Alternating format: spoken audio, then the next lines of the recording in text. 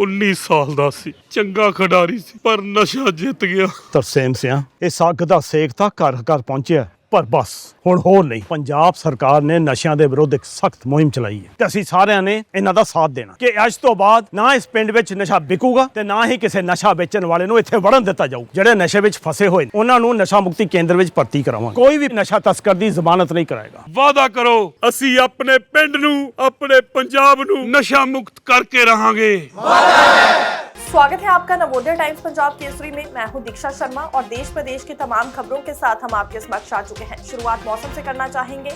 तुर्की में भूकंप के झटके पिछले कल महसूस किए गए हैं। 12 इमारतें ढह गई है।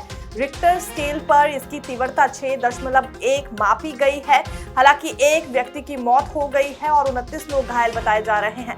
भारत में भी कई राज्यों में अगले 7 दिनों तक अलर्ट जारी किया गया है। खासतौर पर हिमाचल प्रदेश और उत्तराखंड में एहतियात बरतने के लिए कहा गया है। हिमाचल प्रदेश में पिछले कल एक व्यक्ति की मौत हो गई। किन्नर कैलाश यात्रा के दौरान व्यक्ति की मौत हुई है। लैंडस्लाइड की जद में ये व्यक्ति आ गया था। वहीं कुछ जिलों में हिमाचल प्रदेश में स्कूलों को बंद करने का फैसला भी लिया गया है। आइए जानते हैं शिक्षा मंत्री रोहित ठाकुर की ओर से हिमाचल प्रदेश में क्या कुछ फैसला हुआ है। स्थिति को देखते हुए कब तक स्कूल बंद रहेंगे? कुछ जगह तो आप मानसून ब्रेक भी आने वाले कल से प्रारंभ हो जाएगी और जो हमने एक पिछले वर्ष एक निर्णय लिया था कि लोकल स्तर पर हमारा जो जिला प्रशासन है, हमारे सब डिविजन्स है, वो भी अपने स्तर पे निर्णय ले सकते हैं जहाँ पर कहीं इस तरह की आपदा नेचुरल क्लैमिटी हो जिसके कारण आपका काफी, मैं समझता हूँ, बच्चों का स्कूल तक पहुँचना कठिन हो रहा है, तो स्थानीय स्तर पर भी वो मैं समझता हूँ वो छुट्टी कर सकते हैं। वहीं अब चलेंगे उत्तराखंड की खबर की ओर, क्योंकि 5 अगस्त को बादल फटने की जानकारी यहां सामने आई थी, जिसके बाद अभी भी तलाशी अभियान जारी है। ब्रिगेडियर एसएस ढिल्लों की ओर से क्या अपडेट सामने आई है, आइए सुनते हैं। जैसा कि आप लोग जानते हैं, आर्मी, स्टेट गवर्नमेंट और बाकी अदर एजेंसीज जितनी हैं यहाँ पे 5 तारीख से लगातार काम कर रही हैं रेस्क्यू और रिलीफ ऑपरेशंस के लिए। अभी आज के दिन में हमारा फोकस है जो लोग गांव के दब गए हैं, इसमें जो क्लाउड बर्स्ट हुआ है उसमें उनको खोजने की। आपके पीछे भी आप देख रहे हैं कि रडार का इस्तेमाल किया जा रहा है और डॉग्स और डिगिंग पार्टीज जहां पे रडार और डॉग इंडिकेट करते हैं वहां पे खोद के उनको निकालने की कोशिश कर रहे हैं। क्या भारत और पाकिस्तान के बीच एक दफा फिर युद्ध होने वाला है? इस तरह के संकेत थल सेना उपाध्यक्ष उपेंद्र द्विवेदी की ओर से दिए गए हैं। पिछले कल ही एक वीडियो सामने आया है। हालांकि कुछ दिन पहले उनकी ओर से ये बात कही गई थी, लेकिन वीडियो अब वायरल हो रहा है जिसमें उनकी ओर से कहा जा रहा है कि अगले युद्ध को लेकर भी संभावना है, जल्दी हो सकता है और इसकी लड़ाई भी हमें मिलकर लड़नी होगी। इससे पहले भी क्या इरादा था पाकिस्तान का, इससे अनजान था भारत, लेकिन उसके बावजूद भी ऑपरेशन सिंदूर जैसी रणनीति तैयार की गई और पाकिस्तान को धूल चटाई गई। लेकिन ऑपरेशन सिंदूर को चेस की तरह खेला गया है। दुश्मन का क्या इरादा था, किस तरह की चाल खेलने वाला है, इसका कोई भी अंदाजा भारतीय सेना को नहीं था। उसके बावजूद जीत हासिल हुई है और अगली लड़ाई पूरा भारत मिलकर लड़ेगा, जिसके लिए रणनीति पहले ही तैयार करनी शुरू कर दी गई है भारतीय सेना की ओर से। उपेंद्र त्रिवेदी ने कहा, 25 अप्रैल को हमने उत्तरी कमान का दौरा किया, यहाँ ऑपरेशन की प्लानिंग की, जिसमें हमने 9 में से 7 आतंकी ठिकानों को नष्ट किया। इसमें कई आतंकी भी मारे गए। थल सेनाध्यक्ष ने 4 अगस्त को IIT मद्रास में अग्निशोध इंडियन आर्मी रिसर्च सेल के उद्घाटन के दौरान यह बात कही थी, लेकिन अब वीडियो सामने आया है जिसके बाद ये संभावनाएं भी बढ़ गई हैं और क्यास भी लगाए जा रहे हैं कि क्या भारत और पाकिस्तान का युद्ध एक दफा फिर होने जा रहा है। Second one is narrative management system. So narrative management system is something which we realize in a big way because victory is in mind. It's always in mind.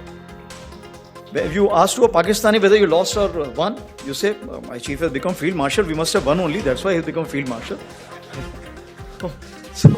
So what I am saying that this is how you can influence the population. So it is the domestic population, it is the adversaries population and it is the neutral population. America के राष्ट्रपति Donald Trump ने भारत और रूस को कुछ दिन पहले dead economy कहा था। इसका जवाब देते हुए प्रधानमंत्री नरेंद्र मोदी ने ये कहा है कि अर्थव्यवस्था के मामले में भारत 10वें नंबर से 5वें नंबर पर पहुंच गया है। जल्दी ही तीसरी अर्थव्यवस्था भारत बनने जा रहा है।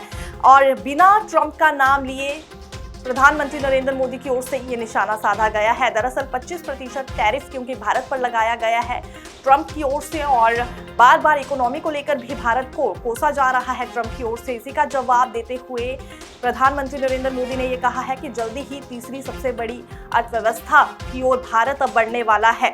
पीएम मोदी ने कहा, भारतीय सैनिकों की आतंकियों और पाकिस्तान को घुटने में लाने की क्षमता को पूरी दुनिया ने देखा है। इसकी सफलता के पीछे हमारी टेक्नोलॉजी और मेक इन इंडिया की ताकत है। इसमें बेंगलुरु के युवाओं का भी बहुत योगदान है। दरअसल अमेरिकी राष्ट्रपति ने 31 जुलाई को भारत पर 25% टैरिफ लगाते हुए भारत और रूस को कोसा था और डेड इकोनॉमी भी दोनों देशों के लिए बताई थी। ट्रंप ने कहा था, भारत और रूस अपनी अर्थव्यवस्था को साथ ले डूबे, मुझे क्या। नेता प्रतिपक्ष तेजस्वी यादव के बाद अब बिहार में डिप्टी सीएम विजय सिन्हा के भी 2 EPIC नंबर मिले हैं, जिसके बाद बिहार की राजनीति और ज्यादा गर्मा गई है। तेजस्वी यादव की ओर से तो ये भी कह दिया गया कि समझ नहीं आ रहा है सिस्टम फर्जी है या फिर ये डिप्टी सीएम ही फर्जी है। मतदाता सूची में विजय सिन्हा का लखीसराय और पटना के बांकीपुर विधानसभा के नाम से EPIC नंबर दर्ज है। दोनों में एड्रेस और उम्र अलग अलग है, नाम और पिता का नाम एक ही है। इससे पहले तेजस्वी यादव के भी 2 EPIC नंबर मिले थे। प्रतिपक्ष तेजस्वी यादव ने कहा, हम लोग SIR को लेकर आरोप ऐसे ही नहीं लगा रहे हैं। डबल वोटर कार्ड मामले में विजय सिन्हा ने 2 जगह जाकर साइन किया होगा। या तो चुनाव आयोग ने फर्जीवाड़ा किया है या फिर बिहार के डिप्टी सीएम ही फर्जी है।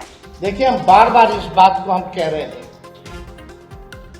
कि लोकतंत्र और संविधान को बीजेपी खत्म कर रही है, और जब बीजेपी खुद से सामने आकर के लोकतंत्र और संविधान को खत्म नहीं कर पा रही है, तो इलेक्शन कमीशन को आगे करके लोकतंत्र को खत्म किया जा रहा है। SIR बहुत बड़ा फर्जीवाड़ा है।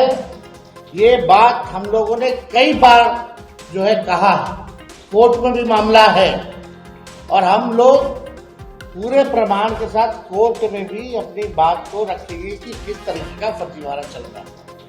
अब इससे बड़ा उदाहरण क्या हो सकता है कि बिहार के उप मुख्यमंत्री का SIR के बाद भी 2 जगह जो है वोटर लिस्ट में नाम है, पुनरीक्षण के बाद भी और गहन पुनरीक्षण के बाद भी। इससे बड़ा तो कोई सबूत ही नहीं है कि कितना बड़ा फर्जीवाड़ा जो है चल रहा है। संसद के मॉनसून सत्र का आज 16वां दिन है और केंद्रीय मंत्री निर्मला सीतारमण की ओर से इनकम टैक्स बिल पेश किया जाएगा। हालांकि आज इंडिया ब्लॉक की ओर से मार्च भी निकाली जा रही है। इंडिया ब्लॉक के करीब 300 सांसद आज संसद से निर्वाचन सदन तक मार्च करेंगे। विपक्ष का कहना है कि भाजपा के साथ मिलकर चुनाव आयोग वोटों की चोरी कर रहा है। उसका यह भी कहना है कि बिहार में मतदाता सूचियों का विशेष गहन पुनरीक्षण मतदाताओं के हित के बजाय अहित कर रहा है। वोटों की हेराफेरी के आरोपों के बीच इंडिया ब्लॉक के लोकसभा और राज्यसभा के करीब 300 सांसद आज संसद से निर्वाचन सदन तक मार्च करेंगे। विपक्षी सांसद सुबह 11:30 बजे संसद भवन स्थित मकर द्वार से परिवहन भवन होते हुए निर्वाचन सदन तक मार्च करेंगे। वहीं दूसरी ओर वित्त मंत्री निर्मला सीतारमण आज रिवाइज इनकम टैक्स बिल 2025 पेश कर सकती हैं। 31 सदस्यों वाली सिलेक्ट कमेटी की ओर से बदलाव के सुझावों के बाद 8 अगस्त को सीतारमण ने न्यू इनकम टैक्स बिल 2025 को वापस ले लिया था। देखते रहिए नवोदय टाइम्स पंजाब केसरी। मैं दीक्षा शर्मा, धन्यवाद।